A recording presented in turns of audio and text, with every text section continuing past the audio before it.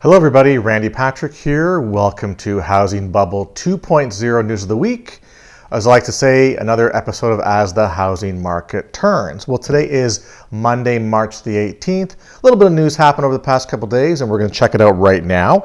And I guess you could say our topics today will be foreclosure stats, new housing starts, and some local numbers will get involved with some of the inventory today. So Adam Data Solutions released its February 2019 foreclosure report. Some of the highlights we're going to talk about today, we have a new top 10 list for states that had the most foreclosure filings in February, and they are ranked as a number of filings versus housing units. So for example, it's almost like, it's number of, one foreclosure filing for every X number of housing units. That's how they're going to rank the states, and we're going to get into it right now. So the first state that leads the list is state of New Jersey.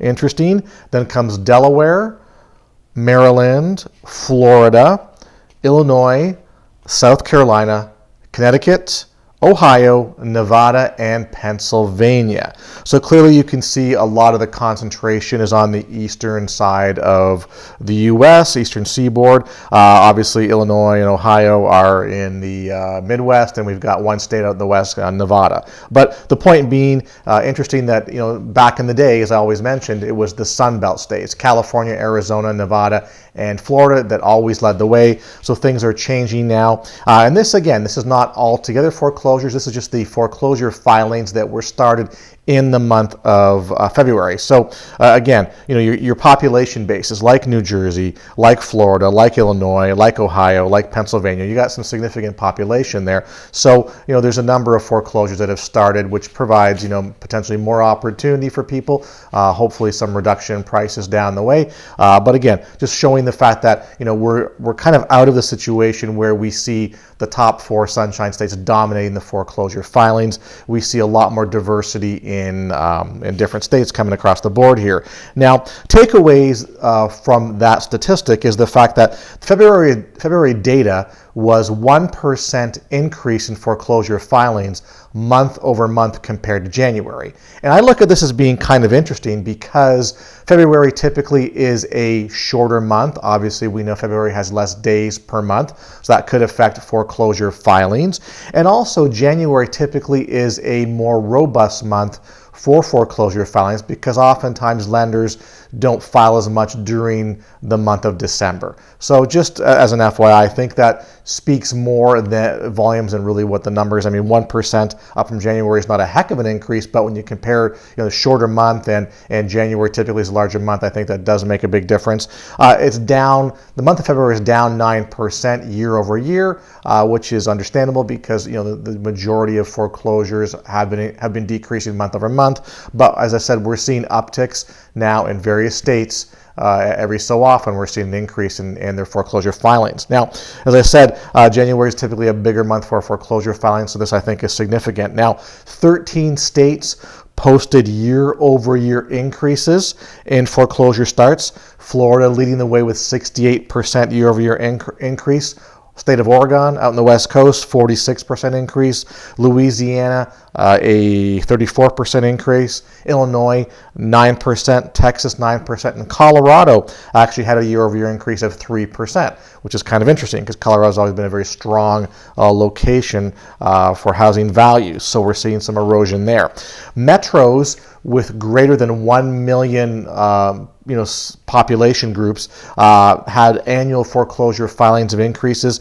LA 7%, Chicago 15%, Houston at 73%, Washington D.C. 11%, Miami at 74%. So Los Angeles we see ticking up here. Chicago, there's been a past number of years. Chicago has seen a lot of foreclosure filings in the state.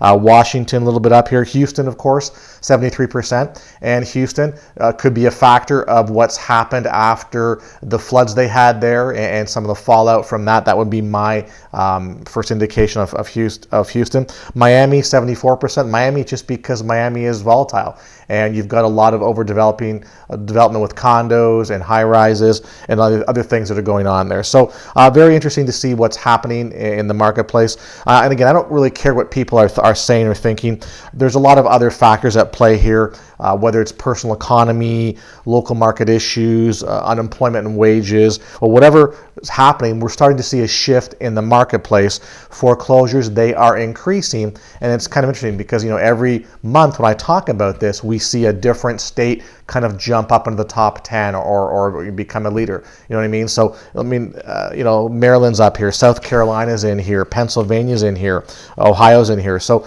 some of these states aren't always near the top. They're in the mix, but now we're seeing jumps here and there. But New Jersey has sort of led the way on a per capita basis for quite some time now. Very interesting. So that's a scoop on that. So just realize that things are changing in the marketplace. And we'll keep tabs on this in the future, but that's where a lot of the great opportunity is to purchase homes or purchase investment property as well too. So on another note, bank repossessions were up 7% month over month between January and February, and I guess you could say 12% year over year as well too. So there you go. So actually, no, I think I'm wrong here. I think it was 7% decline month over month, but and 12% decline year over year as well too. There's less foreclosures out there, so less to be repossessed. Just want to note on that. Rent growth hit a 10-month high this past month. So rent prices grew on an annual basis, their highest rate since April 2018. This was after seeing some decreases this past fall. We actually had a rent decrease in the fall, so now we're seeing sort of things pick up again. Year-over-year growth was 2.4% for the recent month. Now, the median U.S. rent is $1,472 per month. This translates into about a $400 per year increase with the rent growth we just had. And I think it's interesting because we're seeing rent growth now. This is interesting because the U.S. home inventory has risen, past five out of the past 6 months. So here we are, we're seeing more inventory coming in the marketplace, yet we're still seeing rental increases going on across the board here. And people at this point in time, I guess, are preferring to rent. Maybe they're waiting to see where the housing market is going to end up. Obviously, we've had some reduction in mortgage rates the past little while, and we've seen a lot more inventory. So clearly, something is not ready, or has not triggered people to come out of renting to jump into the purchase market. And obviously, when landlords see that there's strong rental opportunity, they're going to increase rents anytime they can. So it's just a factor of what makes sense for landlords. So I think it's interesting. So again, I don't see the buyers yet lining up, and maybe it looks like the buyers are just going to hang out and see what happens, watch prices, and see how far this market's going to slide in the future. New home sales. So new home sales slumped in January. The sales of new homes dropped 7% for the month of January, indicating a very slow start to the new year in this market. Sales did fell by double digits in 3 regions across the country. The West was the only region, one of the 4 regions that actually posted a 28% increase in new home sales. So that's interesting. Median price of a new home came in at $317,200. A 3.8% decrease from a year ago, and the current pace of sales, it would take about 6.6 months for the homes to be sold, to run out of inventory. So as we've said before, 6 months on average is a fairly good balanced marketplace. So we have 6.6 months, so we're a little bit a little higher on the inventory side, and home builders can throttle back, or they can increase the rate of builds that they do, so they have some control of that. And funny enough, a lot of articles out there are sort of stating that the new home market is poised to grow and really explode and pick up in the spring. But the problem here is that, we haven't really seen a lot of that, and the concern is that mortgage rates have been much lower recently, and there has not been an uptick in the planned activity or expected activity for the new home sales. So something to think about there, which brings us along to homeowner sentiment.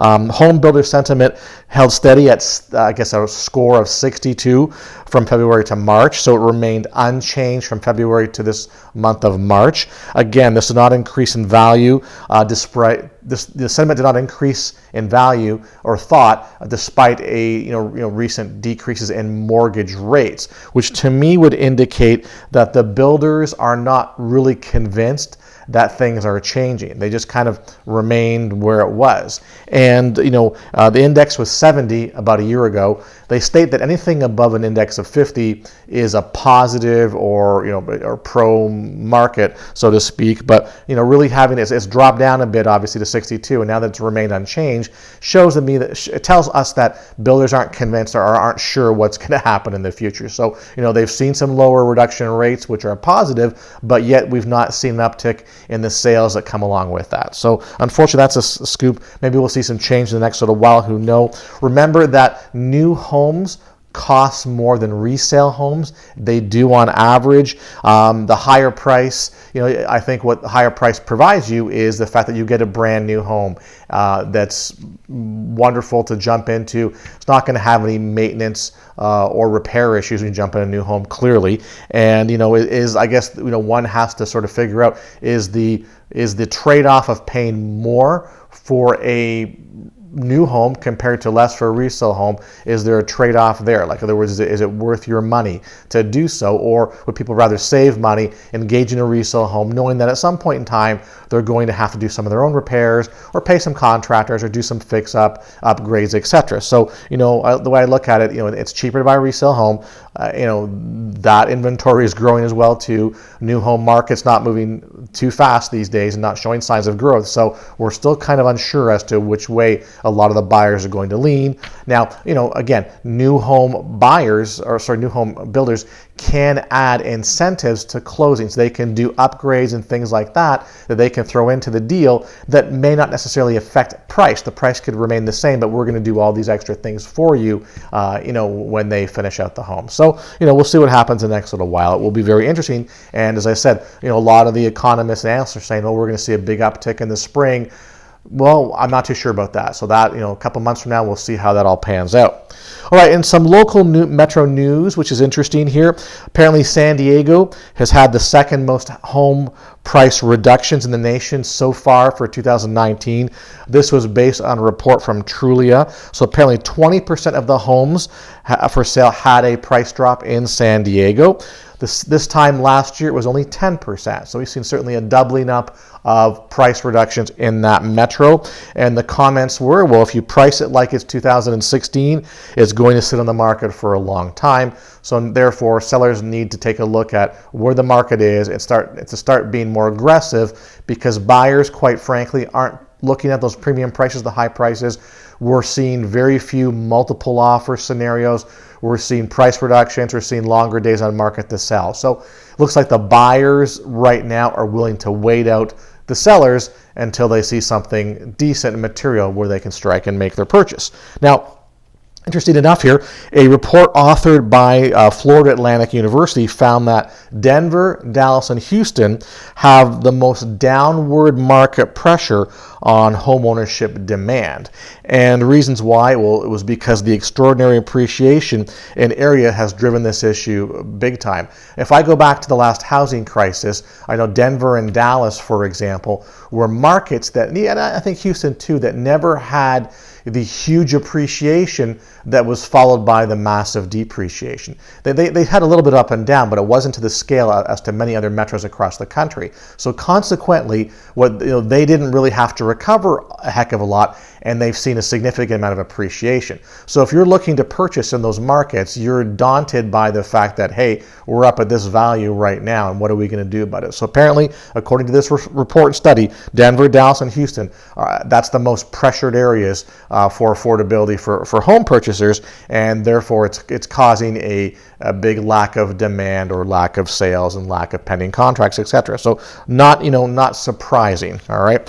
Something came out today or the other day from Bloomberg, and the data was supplied by some of the Redfin information out there, and it's talking about year-over-year increases in inventory. And I'm going to read the chart now, which I think is quite interesting. It kind of focuses on the Western markets here, but it talks about home buyers having much more, we'll say, options and choice across the Western marketplaces. So shopping should be easier. Well, when we take a look at data represents total homes for sale as of February in each metro area, year over year inventory increases. Well, Denver has a 37% year over year increase. Los Angeles a 17%. Oakland 41% year over year. Portland 37%. San Francisco 31% year over year increase. San Jose 82% year over year increases, and Seattle with 101% year over year increase in property for sale. That's a significant amount of inventory that's hit the marketplace. It's going to be sitting there, or is going to be looking for future price reductions, options, things like that. So again, if you're a home buyer out there, hopefully this will provide you with some relief. In some of these markets, I think that the prices are really too high, that still only a certain amount of a certain segment of the population can afford them anyway. And this is overall inventory. It doesn't talk about specific, whether it's luxury market, mid-tier, or affordable housing. We still know that the affordable housing market always suffers from a lack of inventory. And again, in some of these locations, I know that the price points, or the averages, like a San Jose and Seattle, San Francisco, your average price points are much greater compared to other parts of the state and compared to a lot of other places across the U.S. But interesting to note, though, that we're not seeing 10%, 5%, 9%, 11%. I mean, the lowest percentage is Los Angeles with 17%, and the highest is Seattle with 101%. So those are pretty big increases on a per percentage or capital basis at those locations. Now, it doesn't always reflect in true numbers. If you've got 5 homes listed and now your homes, you're at X number, 10 homes, you've got a significant percentage increase. But this just goes to show that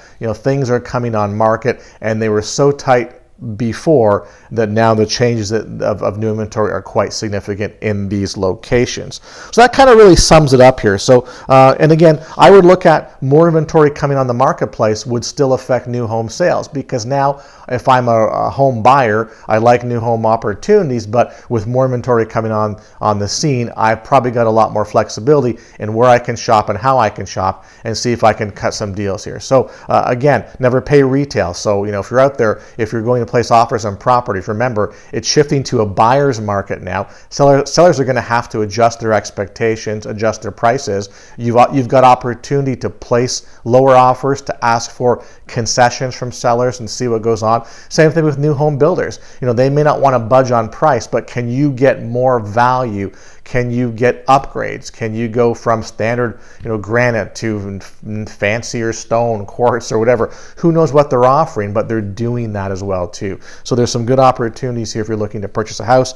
As far as timing goes, it's up to you personally, but for me, the longer we wait it out to see the market, the clearer it's going to become.